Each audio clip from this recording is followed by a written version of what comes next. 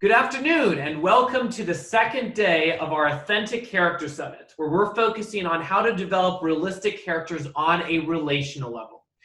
Yesterday, we were talking a lot about developing realistic characters on a personal level and talking about all the things that go into someone's core personality. Now, but of course, as individuals, as people, we're not just, islands. No man is an island, as the famous poet said, but we live in community with each other. And so today, in our different sessions, we're going to be focusing on the different relationships that characters have and how to develop them. All right, and we're kicking this off with our first session today with Kara Swanson. We're talking about specifically romantic relationships. How do we pull off an engaging romance without making readers roll their eyes? So I'm really looking forward to talking about this topic with Kara. So welcome aboard to the summit, Kara. Thank you so much, Josiah. It's such a pleasure to be here. It's great to be here with you as well. For those of you who don't know who Kara is the author of The Girl Who Could See and the soon-to-be published Dust, which is coming out with Enclave later this summer. And she's also our marketing strategist here at Story Embers. So I've really enjoyed working with Kara here at Story Embers. She's written some awesome stuff, and I'm looking forward to talk with you about all this, Kara. Thank you. Me too. Should be fun. Awesome. Well, let's go ahead and jump right into this and start talking about what it means to pull off an effective romance.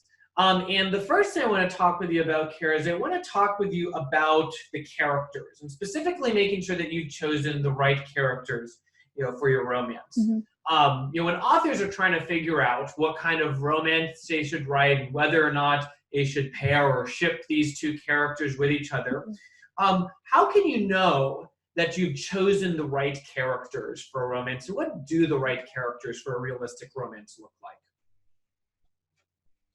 Yeah, you got to make sure you find the right OTP. So as far as right romantic pairings go, I think this depends on a variety of different things. Just as there are so many different nuances to humans and, personalities, dynamics, all of those things, there's a lot of different nuances when it comes to writing characters. I think in the scope of story, there are probably a few main things to think through when you're creating a unique pairing.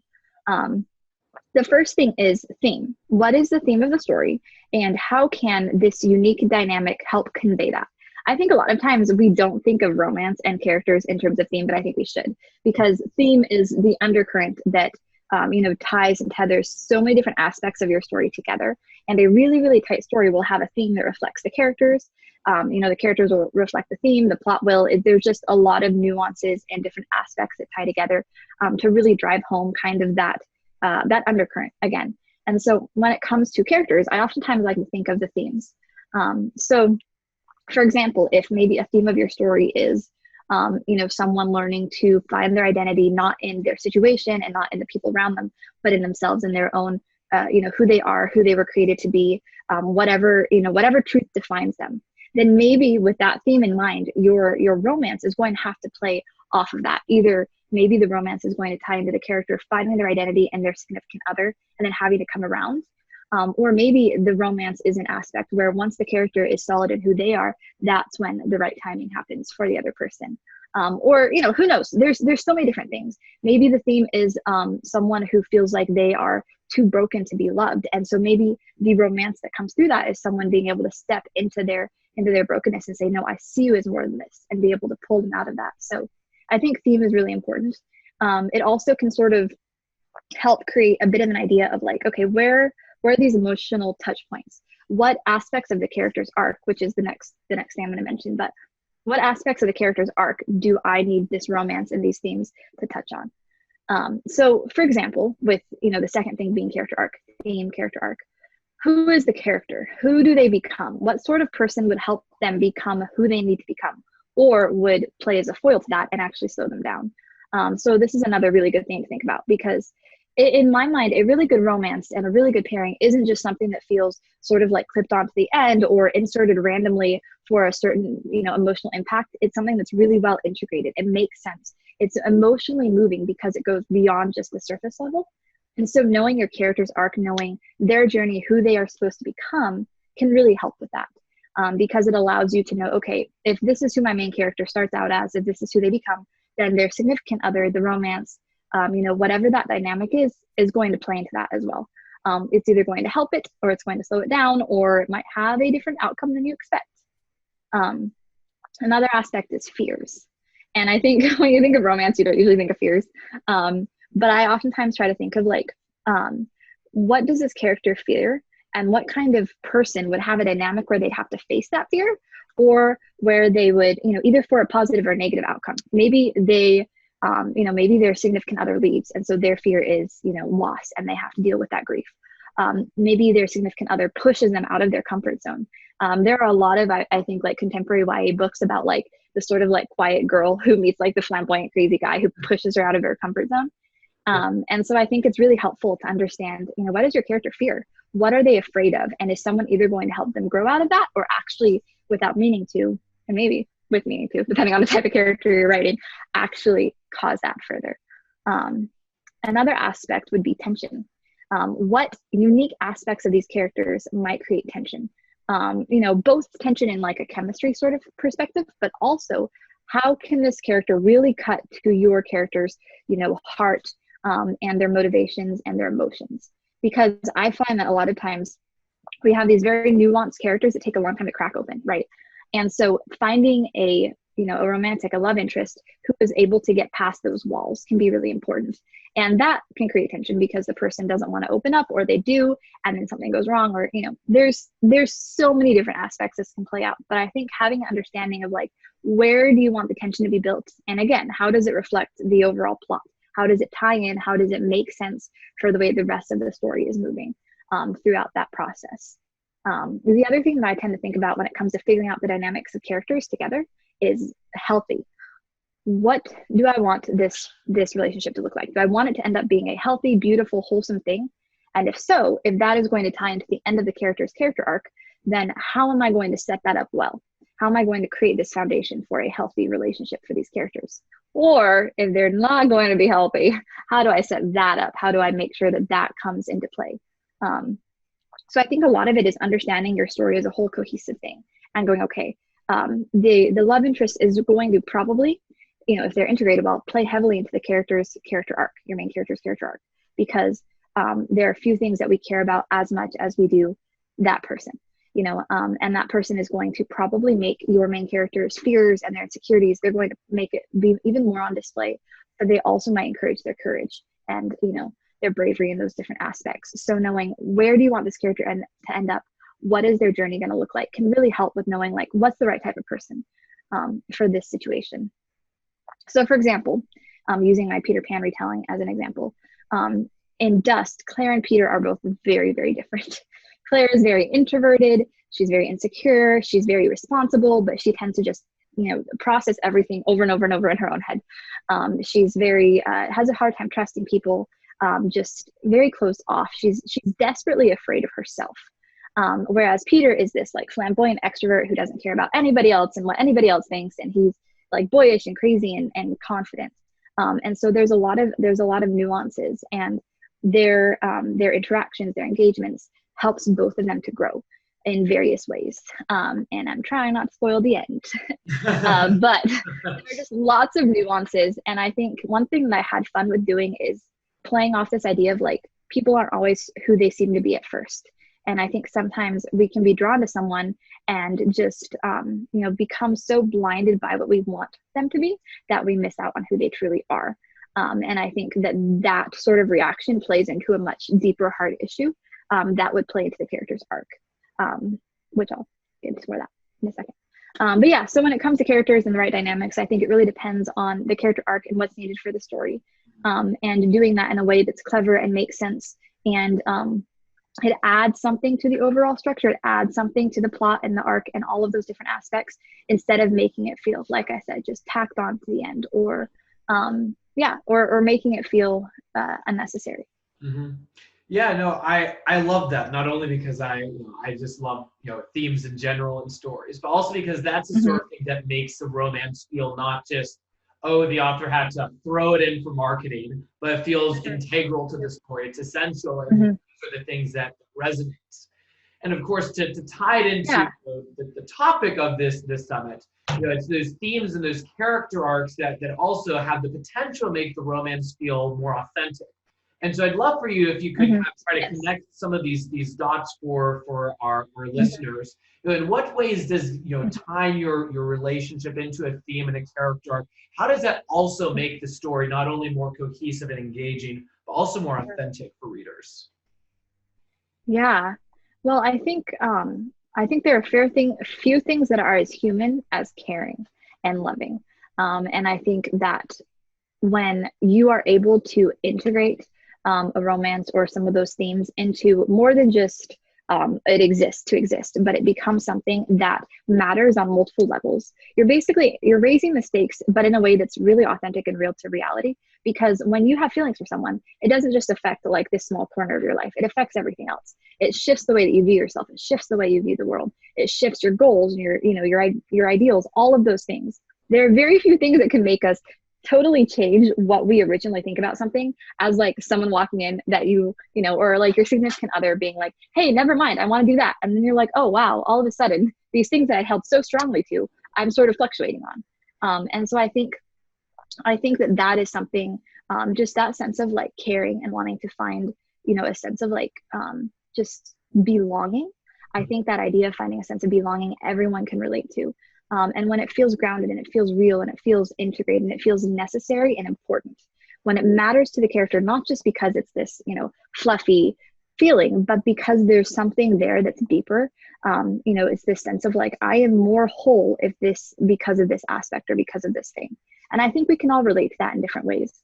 And we're talking about like romance, but this also, plays into relationships in general, families, those sorts of dynamics. It matters. And so when it can be integrated into the story in such a way that it affects everything, in such a way that it feels honest and authentic and not cheap and cheesy, then I think that that just connects even more with your reader. And again, it feels necessary. It feels important.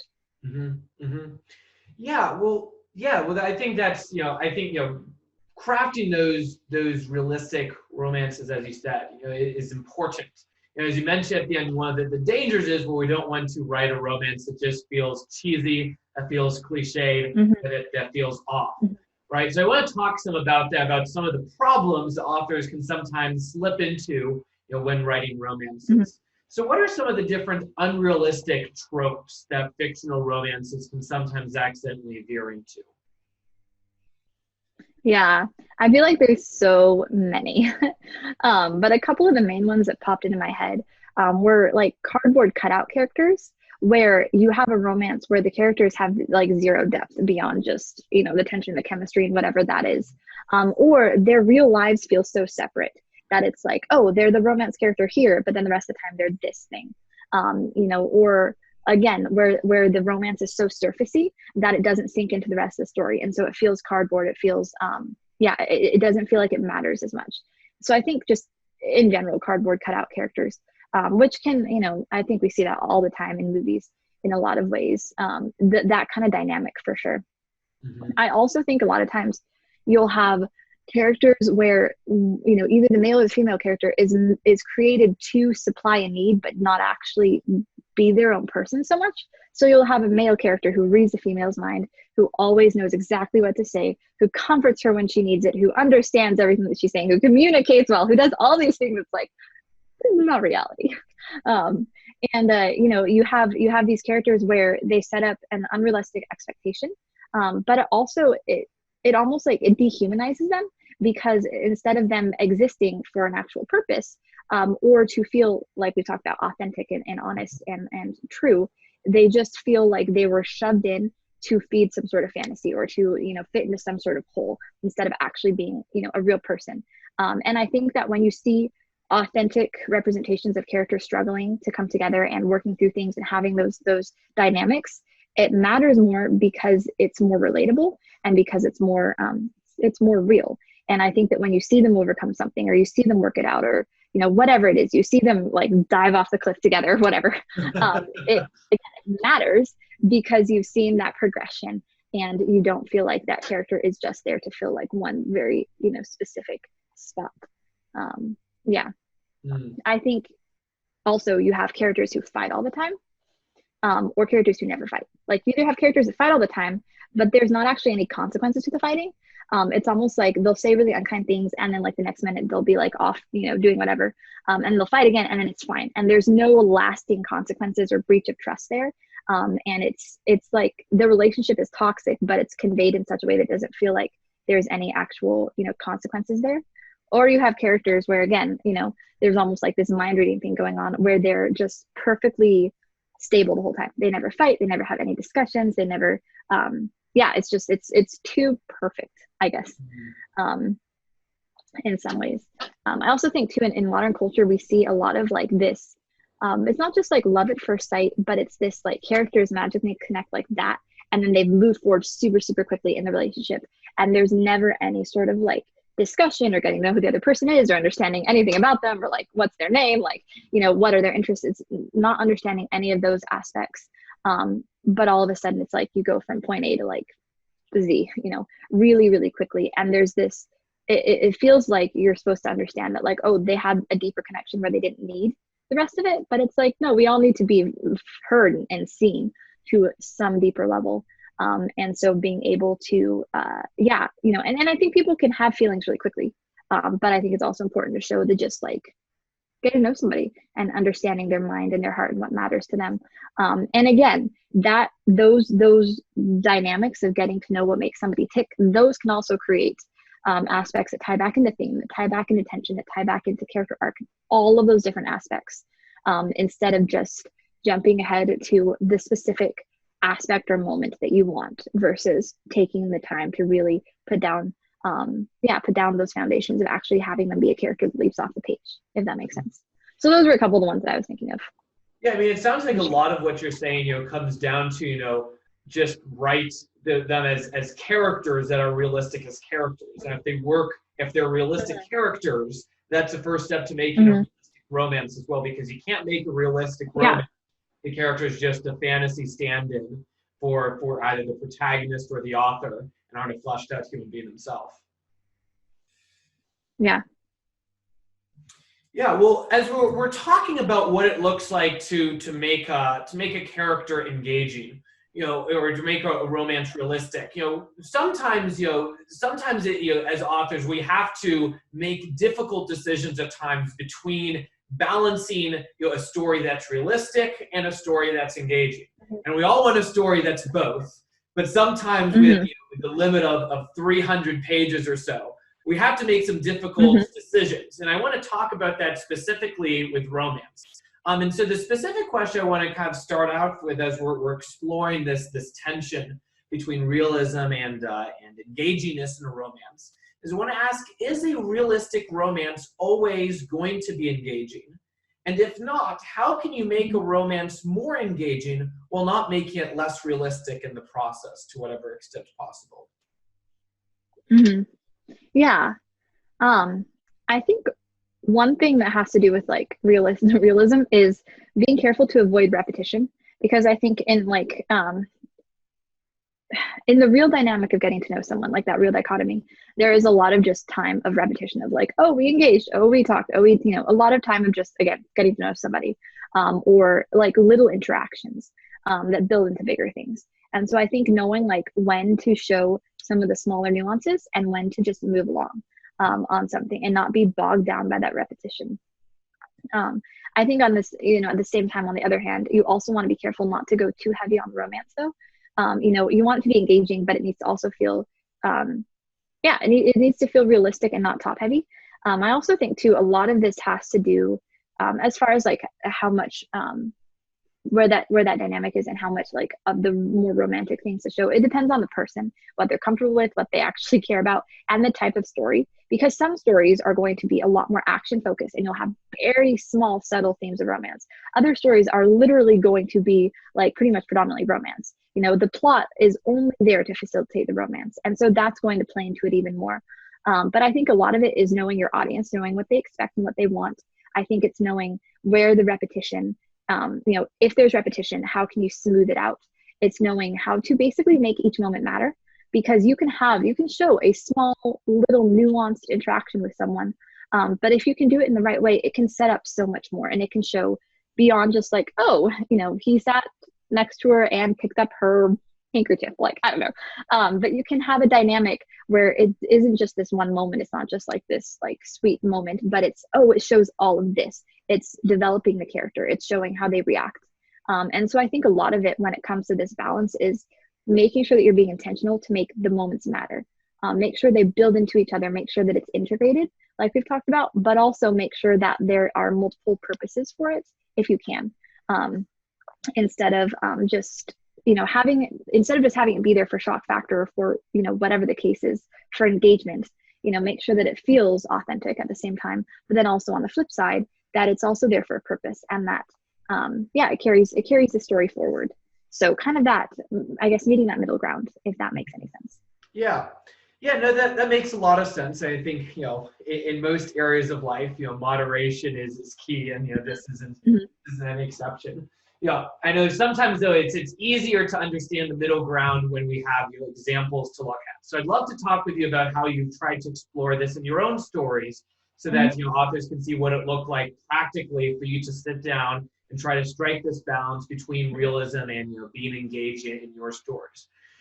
So what romances have you written about in your books, and how did you go about trying to weave this balance in those stories? In my novella, The Girl Who Could See, the whole crux of the story basically revolves around the dynamic between these two characters. You have Fern, who has been seeing this tall blonde warrior guy since she was a child, and she believes that she's hallucinating. She believes she's kind of going insane, and the rest of the world is trying to convince her of this too. So she's doing her very best to ignore him, and not, she thinks that if she can just ignore him long enough, he'll go away and she can convince everyone else that she's normal and sane. Meanwhile, Tristan, the imaginary blonde warrior guy, is actually not imaginary and desperately trying to convince her to acknowledge him and believe in him, because there is this huge threat that is looming over both of their worlds. And if she won't acknowledge him, then they're all going to die. So there's a lot of just like, there's a lot of, I guess, inbred or like inborn tension there with these characters. And so the first thing I wanted to do, because we're dealing with a character, Fern, who probably has been in love with this guy since she was very young, just because of him knowing her so well and caring about her and like just selflessly caring for her in all these different ways, even though she's not acknowledging his existence, and that deeper sense of like, it's the selfless love there, but she's in strict denial of that. And so at first, the first layer of like their dynamic was me trying to basically show her without some of those romantic leanings, just because she was in such denial. And like, how would she react in these situations? She's trying to ignore him, he's trying to talk to her, he's giving all of these really vague, I don't want to say threats, warnings to her about different things happening. But then as I was sort of working through those things, it was like, okay, but there's a deeper undercurrent here. It's not just about him trying to get her attention and get help. There's a lot, there's a lot of deeper nuances there. And so it was then kind of going back through and weaving in and bringing out some of the, like, it's almost like revealing her heart even when she didn't realize she was revealing it. The way she engages with him, the way she answers, things she says, thoughts, until they begin to come to the surface. And as she begins to trust him and believe him more and care about this guy more, she was able to be more open about her own heart and where she was at, until toward the climax where she admits that she actually does care, and a lot of these things. And so it was kind of like peeling back layers slowly but surely, not forcing something into existence, but realizing sometimes it takes time and it takes progression, and a lot of times it's like that vulnerability that you have to display to tell someone like, hey, like put your heart on the line there. It just takes time. And I think that there's a sense of just impact in having your character take their time on it, and letting the reader kind of take that journey and letting the reader figure these things out as the character figures them out, rather than sort of making something work, and allowing it to tether to the character's arc. So as the character learns to basically believe in herself a little bit more, trust her own perspective on things, her own perception, her own value, beginning to realize like, okay, so if I truly can believe what I'm seeing, then maybe he's right after all. Maybe I can believe some of these other things. Maybe I can believe some of these feelings as well, and some of these dynamics. So that was a big aspect with The Girl Who Could See, was I wanted I wanted the core narrative to sort of have the forefront, but then I really wanted to very just gently, but also with lots of impact, weave in a lot of the, her journey of coming to not only believe in herself, but also believe in him. And what did that mean on a deeper heart level? In Dust, it's very different. Peter and Claire, Peter is kind of this heartbreaker who knows it. And Claire is this character who has pretty much spent her entire life hating who she is on the inside and herself. And so she finds her identity by basically like needing to latch on to someone else and their view of her, because she kind of feels like if this other person can believe that I'm worth being here, worth caring about, if this other person can see good in me, then maybe that'll help me see it in myself. And so for most of her life, that has to do with her brother and her wanting to find him when he disappears and feeling like, okay, I can exist. I can be here. I can basically stick around because this person needs me and because my brother saw me as something, as something good. And then when she meets Peter, not realizing it's him, and he's this charming and flamboyant and confident character, this confident person who tells her like, hey, you're special, you can create pixie dust, woo. Then all of a sudden she's like, oh, this person cares about me, this person values me, and so she finds her value in him. So it's kind of it's like the unhealthy version of what Fern and Tristan did. Fern discovered herself and then realized that this person had seen who she was all along and that there was a healthy dynamic in that. For Claire, a lot of it was her needing somebody else to fill that hole. And so their dynamic was, a lot of it was her, as far as like, letting something be realistic while also engaging. Engaging in the sense that I feel like a lot of their dynamic was kind of like vibrant and crazy. And just, it's Peter Pan, so he's like flirty and goofy and all these things and fun and enjoyable to read about his crazy antics. But at the same time, there's a lot of realism in that as she continues to sort of like find her identity in this person, this boy, when all of a sudden that boy's not who she thinks he is. It's like it takes away her own identity. And so basically, showing those aspects, but then stripping it down. I love taking characters and then cutting to the heart of who they are, figuring out, where is your identity found in this? And so, when you have been trying for so long to basically like, find your reason for living in other people, and then somebody leaves and that person that you had clamped all these things onto, when they disappear or they walk away or they're not who they say they were, or it turns out they lied, who are you then? And having to, play off those dynamics and, also show that sometimes you can have two characters that are right for each other. They're just not right for each other yet. And they need to be able to grow separately before they can come back together. And I think there is a lot of value in legitimately setting up, characters to come together and then break off and then potentially, I don't know how Shadow ends, but come back together at the end in a way that feels realistic and honest to their arcs and to their journey, instead of like, oh, it's drama for drama's sake. But to actually have it be like, this is who this character is, this is how they've always been set up. Okay, we understand. Because a big part of Dust is, and I'm trying very hard not to spoil major things, but a lot of the story plays off of Claire's own denial, which apparently I have a lot of denial in my books. What does this say about me? No. But I like interesting character nuances and playing off of like our view of reality versus what reality actually is, and where do those lines blur? So yeah, does that kind of answer your question? Yeah, no, that definitely does it. I have a follow-up question as well that looks at another angle. One of the things that's really important to do in a romance is to be able to really put the readers in the character's head, so that they're not only seeing the thoughts that the character is thinking, but they're also feeling the emotions that the character is feeling. And of course, if our readers are going to feel emotions for these characters and in this romantic relationship, then we as authors need to be able to pull that out from somewhere. And so my question is, what sort of recommendations or tips would you have for writers getting into their character heads themselves? As writers, how can we be able to experience and feel these emotions that our characters are feeling so we can best communicate them to our readers? Yeah, great question.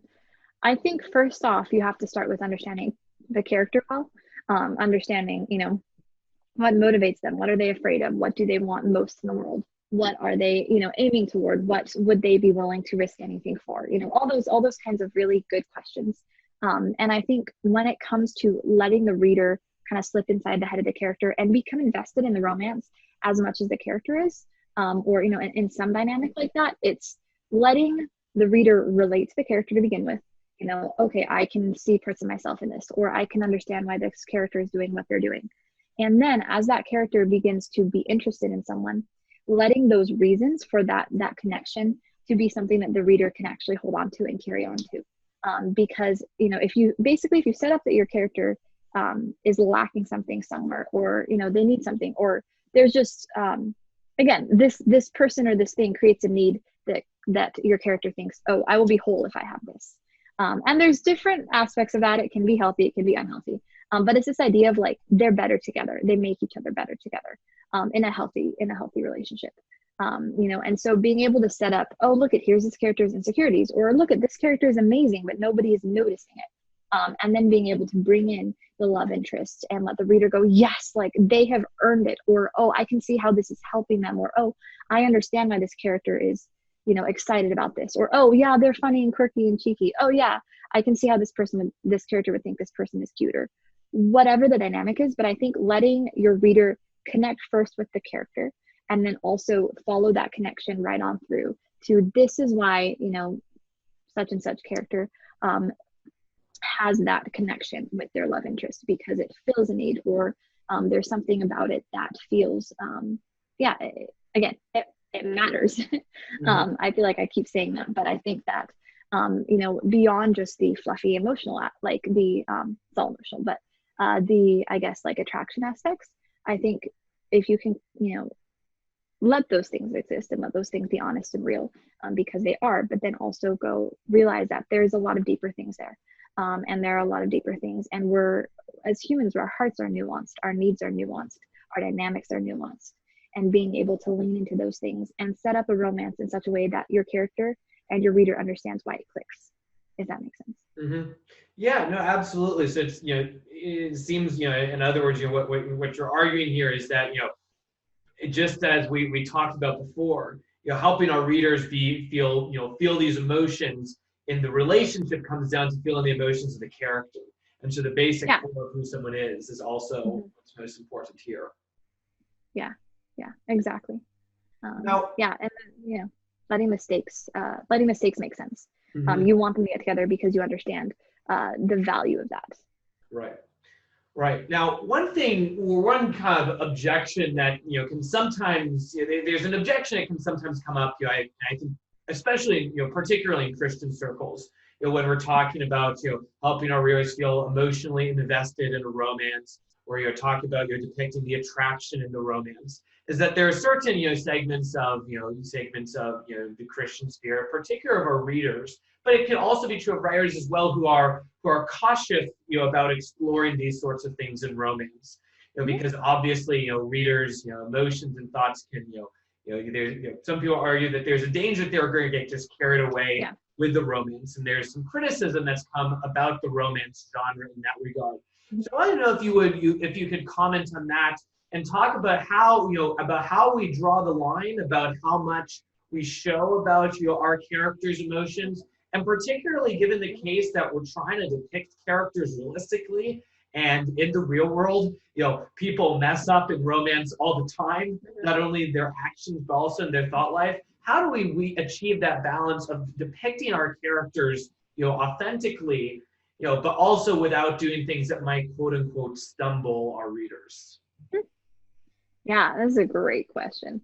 I feel like so much of this has to do with people's personal convictions, because I think we all have varying levels of what we're comfortable with, and what one person might be comfortable with, somebody else might not be. And there are definitely boundaries and lines there. So I generally think the very first thing that I would do when you're considering like how detailed to be, or just what kind of romance to display, is pray about it.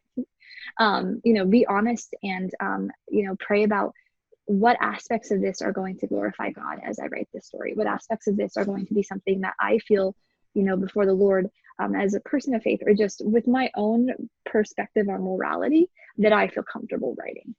You know, and then once you've done that, figure out where your boundary lines lie.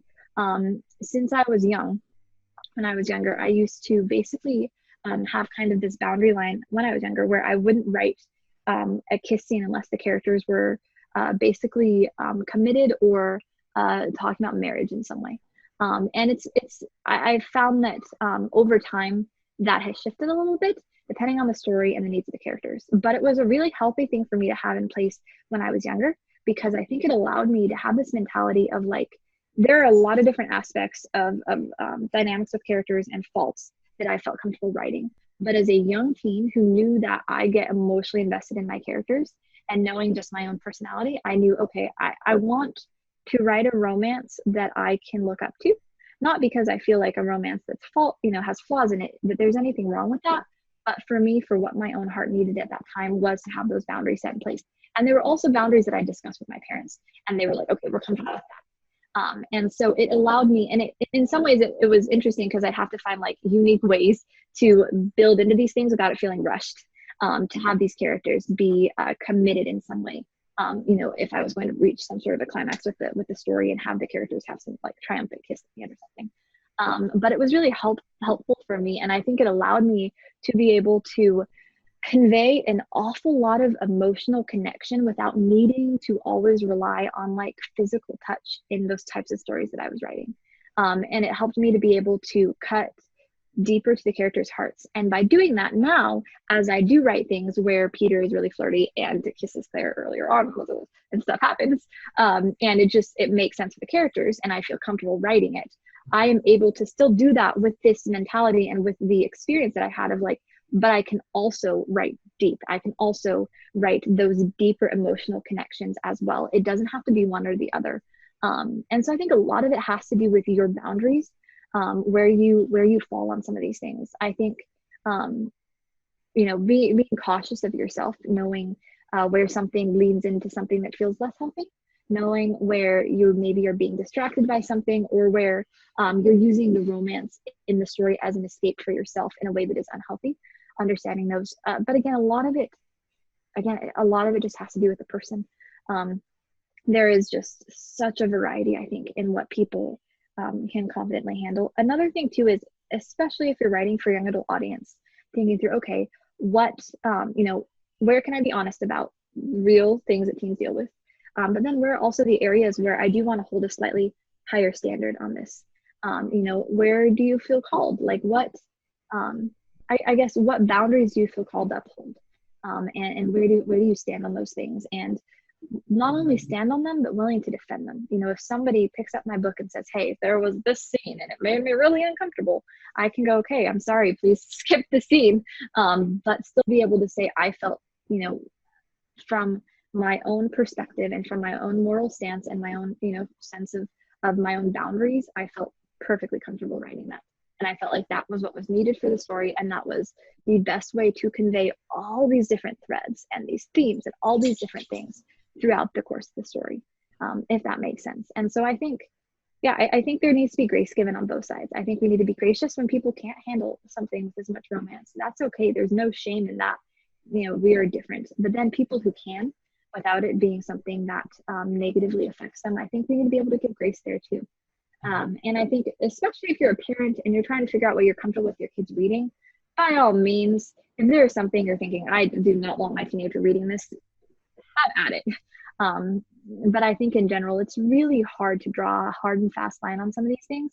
I think there's probably very specific aspects of romance that, a lot of more conservative, a lot of people in Christian circles would probably agree. Things that have to do with nighttime and beds and things like that probably don't need to be described. I think in general, it's trickier to make a hard and fast line on it. And I think, it's just wise to give grace in a lot of these areas. Yeah. And be intentional in what you're choosing to convey. And again, be intentional and feel confident enough in your stance on something and where God has led you to make a decision that you can defend it, but defend it with grace. Yeah, that's important. Well, there are many other questions we could, I feel like we could talk about this for a while between the two of us. But one final question I'd like to ask to close off our time today is if you could give your number one tip to writers for how to write a realistic romance, what would that number one tip be? Mm. I feel like I'm going to repeat myself again. But I keep repeating myself because it's my number one tip. No. Um, I think not letting the romance just be something that you work in for one small specific reason, but letting it be something that's integrated into the fabric of the story, into the character, into who they are and what they need and their journey, as well as reflected and having some purpose that has to do with the plot itself as well. Because I think when you can integrate it well, that's when it really feels like it matters in a deeper and broader sense. When the stakes aren't just one small aspect of something, but it's broader and deeper and wider than that, if that makes sense. So I think that would be my main, integrating it into all of those different areas. And in doing so, understanding your character well enough that you can convey their feelings and their emotions just as clearly and just as well in the romance as you do with them dealing with any other emotion and any other experience. It's an emotion, it's an experience, it's a part of their journey. And it's just as important as anything else to be handled skillfully. Mm-hmm. Awesome. Well, I've really enjoyed having this time to talk with you, Kara, and to explore what it means to depict romance that's realistic. And certainly for any of our viewers, if you want to read more about, how Kara does this herself in her works, you can check all that out at, I believe it's karaswanson.com. Is that correct? It is indeed. Yep. Yes, you can certainly look for both The Girl Who Could See and her upcoming Dust and find some information about that there. We're going to be going on to our next session, as the next hour begins. And in the next session, that will be a session with Deus, where Deus talks about keeping readers, turning pages with riveting relationships in general. So expanding from the specific area of romance we're talking about right now to relationships as a whole. So you can look for that coming out within the next 10 to 20 minutes or so. But in the meantime, Kara, it was great to talk with you here. Great to think about what a realistic romance is. So thanks so much for coming on and talking about what a good, authentic romance looks like. It really pulls in readers. Yes, thank you so much, Josiah. Always good chatting with you. All right. Well, thanks again for coming on, and we'll see the rest of you viewers on in the next session.